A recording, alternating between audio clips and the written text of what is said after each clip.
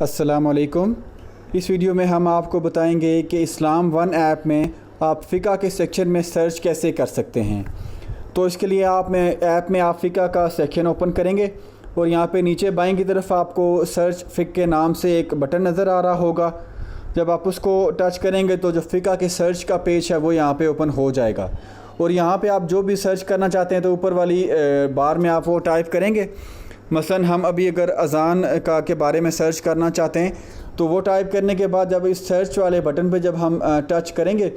तो जिस फ़िक़्ह के बाब में उसको अज़ान का लफ्ज़ मिला होगा वो यहाँ पे हाईलाइट हो जाएगा और किसी भी कार्ड पे जब आप टच करेंगे तो उस फ़िक़्ह का वो जो बाब है वो ओपन हो जाएगा और उसी तरह उस बाब में जहाँ जहाँ पे वो लफ्ज़ मिला होगा वहाँ पे भी हाईलाइट हो जाएगा कि इस जगह पे ये लफ्ज़ उसको मिल गया है।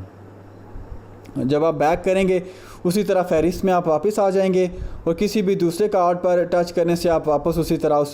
पेज पे जा सकते हैं और वहाँ पे भी हाईलाइटेड फॉर्म में आपको जो आपका मतलूबा लफ्ज़ है वो वहाँ पे नज़र आ रहा होगा।